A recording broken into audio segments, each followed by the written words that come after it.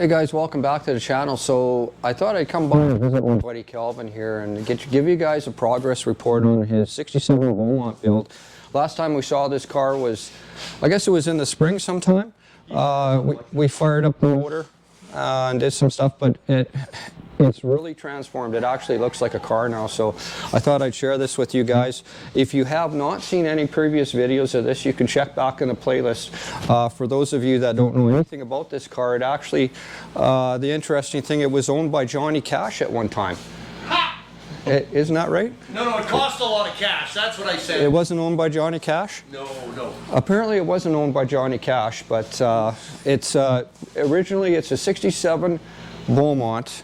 327 4-speed car, black exterior, red interior. And when Kelvin found the car, it was in a field. It was a complete shell, completely stripped of everything, just for parts. It was a parts car. So he saved this and he's gone through and he's found an error correct 327 and 4-speed. And it's all the metal work is basically done now. It's going to start the bodywork stage very soon here. So I thought I'd give you guys a quick look, and you guys can see what's going on with this thing. It's made a big transformation. It actually looks like a car now. And Mr. Ken's going to be doing some of the bodywork. Apparently, yeah. Ken and Braden are going to... Because he's a magician. He is a magician. With me doing metal work, it's going to be required. No, not really. It's pretty good. So the drivetrain is in here. The chassis is all done. The front end's all done. Everything's...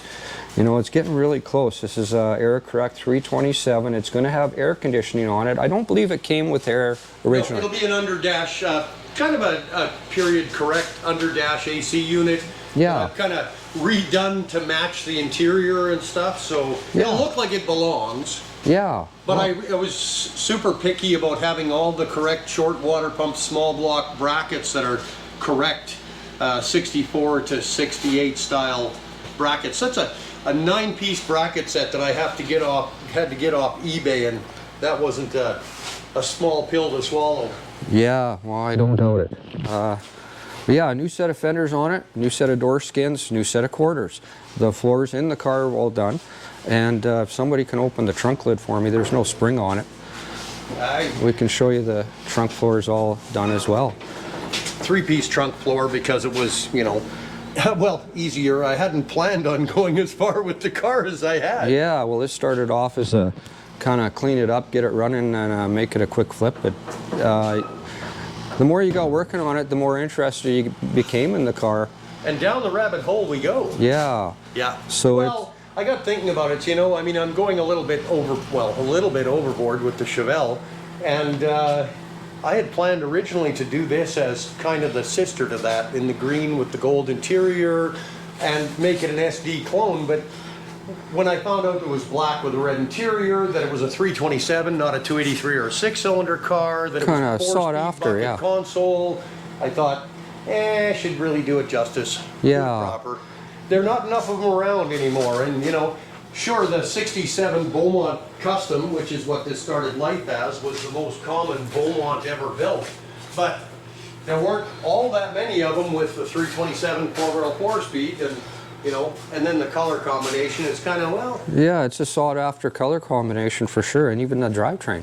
Yeah. I guess I should show everybody the Chevelle here in case you're wondering. This is a 1-of-1 396 4-speed car, and this one's got an odd color combination. That's what making it a rare piece. It was green with a gold interior, and yeah, Kelvin's been working on this. The dash is all in. Both of these cars were also factory tack cars, bucket console 4-speed factory tack.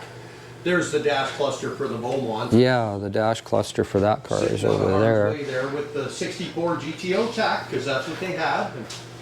Yeah, a lot of parts and pieces for both cars in this one. I'll show you the front of the car here. So this is the 325 horse 396, and it's manual steering, manual brakes, manual transmission. Yep. Yeah. High driver input. Yeah. And if that wasn't such a, well, it had power steering and brakes to begin with, so that's why it's Rochelle's car. Yeah. She's going to require those. She's perfectly fine with a standard tranny, but when it comes to the manual steering and brakes, Yeah. Yeah, it'll be nice for her to drive. Yeah. So going back to the Beaumont here, I kind of fell backwards into a little bit of the history of this car. Yeah, it was a locally owned car. We found out. A coworker of mine who's semi-retired came over to visit me one day at work, and we started talking. He's doing an Acadian of himself, and we started talking Acadian and Beaumonts. And he said, "Yeah, I had a really nice black with red interior '67 Beaumont, and my brother bought it and painted it white." And right away, my ears perked up. I says, "Did it have radius fuel wells?" I says, "Yeah, that's the one." So then Dave furnished Kelvin with most of the history of the previous owner history on the car. Yeah, I think there was, what, Dave, 5 owners? Something like that. And Dave was quite excited to hear that the car's getting redone. Yeah. It's getting another life. Yeah. Yeah, that's kind of cool. This car's made it to California and back, hauling a trailer. Lots of history with this car too. And it came out of a pasture somewhere near Swift Current. Yeah. When my buddy found it. And the funny thing was, he was convinced it was an SD 396 because the guy he got it from had bought it as a parts car for an SS Chevelle and pulled the 396 and Muncie 4-speed out of it. So they were both thinking it was an SD, and I thought that's virtually impossible. But in a way, I'm kind of glad it wasn't, because I'm spending way too much building the Chevelle, and if I had to do that all again, and there's no way that I would redo an SD anywhere half cocked. It would have to be all the way in proper, and there's no way I'd be able to afford to do that at the same time as the Chevelle. So, not to say this is going to get the corners cut too much when you got a guy like Ken and Braden tinkering with it. It's going to turn out pretty darn good. I'm pretty confident of that. If they can forgive my Mickey Mouse metal work, then well, I think you've done a nice job. It turned out very good. I guess we should give Daryl credit for skinning the doors for you. Yeah, Daryl Fielding did the door skins for me, and I just chalked out and got new fenders because I didn't feel like putting the effort into the used ones that I had. But even this windshield pillar had to be replaced entirely. Yeah. Because it was rusted out, and so I put a brand new pillar in it. Luckily, those things are available. The other side, I just did a patch in because it wasn't bad. It just had a couple of soft spots. But pretty important to have those windshield pillars in good shape. Yeah. So. Well, you've done a lot of work here. I see great progress. Last time I saw it, it was white and the radius real wheel wells in the back that were they were pretty sad shape. It was kind of, There was almost chicken wire and fiberglass, but it wasn't actually. Considering that it was done in probably, I think he said it was about 1977 or 78 that those wheel wells were radius. Oh. I gotta tell you, for sitting in a pasture for probably the better part of 15 to 18 years, it wasn't that bad. Well, Dave told me that at the time when they were done pretty good. It was done at Sands Auto Body. Oh, really? Yeah. Oh. Yeah. Okay. Sands Auto Body, that's what Dave was telling me, that Sands Auto Body, and I remember that shop. I never had any work done by them, but apparently they must have given a crap because, it held up. Not that it was really repairable in that form, but, Well, that's cool, guys. Well, now you can see this car. It's coming along. It looks like a car.